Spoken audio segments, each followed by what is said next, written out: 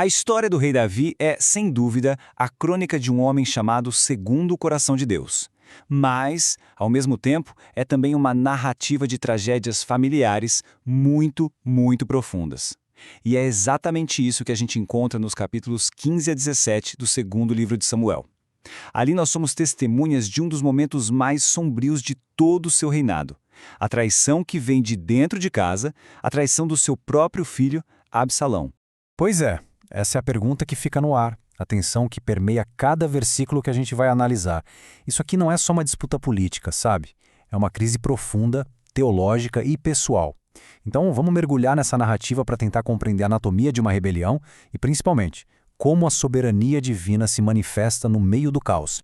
Uma rebelião como essa não começa da noite para o dia, com um exército marchando.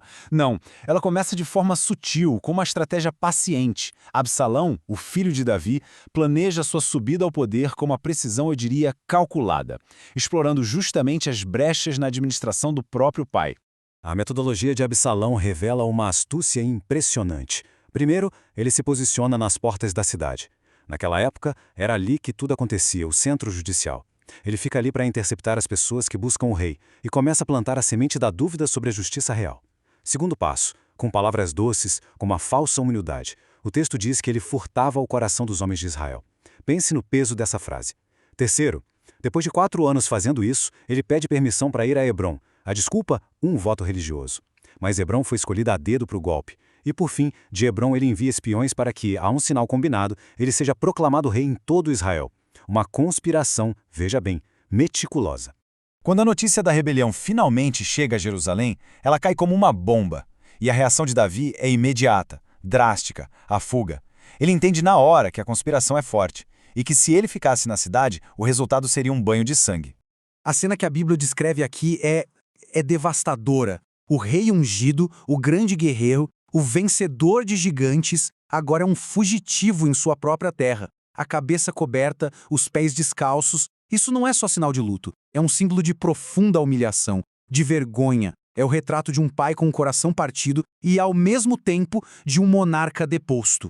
O custo desse exílio foi imenso, tanto em perdas materiais quanto em lealdades que foram colocadas à prova. Davi deixa para trás o palácio, que era o símbolo do seu poder. E ele ordena que a Arca da Aliança, o símbolo da presença de Deus, retorne para a cidade com os sacerdotes. Suas 10 concubinas também ficam. Mas, sabe, no meio de tanta traição, a lealdade de alguns brilha ainda mais forte. É o caso de Itai, o Giteu, e de seu conselheiro Uzai. Eles se recusam a abandoná-lo. Essa jornada de Davi para o exílio é marcada por encontros. Encontros que revelam o melhor e o pior da natureza humana. Cada pessoa que cruza o seu caminho parece representar uma faceta do reino que ele deixou para trás. No caminho, Davi encontra 2 faces bem diferentes da lealdade, ou da falta dela. Ziba, que era servo de Mefibosete, se aproxima com provisões, um gesto nobre, mas ele usa essa oportunidade para caluniar o seu senhor, Mefibosete. Por outro lado, Simei, que era da casa de Saul, amaldiçoa o rei abertamente, atira pedras. A reação de Davi a Simei é notável. Ele impede que seus homens o ataquem, porque ele entende aquilo como algo que talvez viesse da parte do Senhor. Ele chega a dizer, talvez o Senhor olhará para minha aflição e me pagará com bem a sua maldição deste dia. Agora a narrativa muda de cenário. A gente volta para Jerusalém, onde Absalão já ocupou o trono. O futuro do reino nesse momento não vai ser decidido no campo de batalha. Ainda não. Vai ser decidido na sala do conselho, onde 2 conselheiros vão apresentar 2 estratégias completamente diferentes. Para a gente entender o que vem a seguir, é fundamental saber quem era Aitofel. Ele era o conselheiro mais respeitado de todo Israel. A traição dele a Davi foi um golpe devastador, e sua aliança com Absalão dava uma legitimidade imensa à rebelião. O conselho dele era considerado, e o texto diz isso, como se o homem consultara a palavra de Deus. Aitofel propõe um plano militarmente brilhante de uma eficácia incrível, um ataque rápido, noturno, para eliminar apenas Davi. Cirúrgico. Já Husai, que na verdade era o agente duplo de Davi, contra-argumenta com um plano grandioso que apela diretamente à vaidade de Absalão. Reunir um exército gigantesco de todo Israel, liderado pelo próprio Absalão em pessoa. Militarmente era uma estratégia lenta e arriscada, mas ela massageava o ego do novo rei. E aqui nós chegamos ao ponto crucial de toda a narrativa, que é um ponto teológico. O texto bíblico é muito explícito.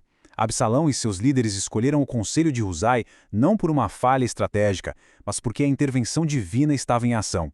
As Escrituras afirmam que o Senhor ordenara que se frustrasse o bom conselho de Aitofel para que o Senhor trouxesse o mal sobre Absalão. É impressionante. Aqui a gente vê de forma clara a soberania de Deus se sobrepondo à sabedoria humana. A escolha de Absalão pelo conselho de Husai deu a Davi o recurso mais precioso que ele poderia ter naquele momento: tempo. E esse tempo foi garantido por uma rede de espiões leais que arriscaram as próprias vidas para levar uma mensagem vital ao rei deposto. A providência de Deus age através da ação humana. Husai informa os sacerdotes sobre os planos. Os sacerdotes usam seus filhos como mensageiros. Mesmo sendo descobertos no caminho, eles conseguem escapar. Entregam um aviso a Davi, e isso permite que o rei e todo o povo que estava com ele cruzassem o rio Jordão em segurança durante a noite, escapando da armadilha que, embora adiada, ainda estava por vir. A saga de Davi e Absalão nos leva, no fim, a esta reflexão profunda. Aitofel ofereceu o melhor conselho possível sob a ótica da sabedoria humana, da estratégia militar. Husai, por outro lado, ofereceu um conselho que, na prática, servia a um propósito divino. Essa história nos força a pensar como a nossa sabedoria, a sabedoria humana, se alinha, ou às vezes se choca, com os planos soberanos de Deus. Esta análise que fizemos foi uma produção da Primeira Igreja Batista de Guarulhos. Se esta exposição bíblica gerou alguma reflexão importante, fica aqui o nosso convite para que se inscreva no canal e compartilhe suas impressões nos comentários. O que mais chamou sua atenção nesta passagem tão rica das Escrituras? Que a palavra de Deus continue a nos instruir.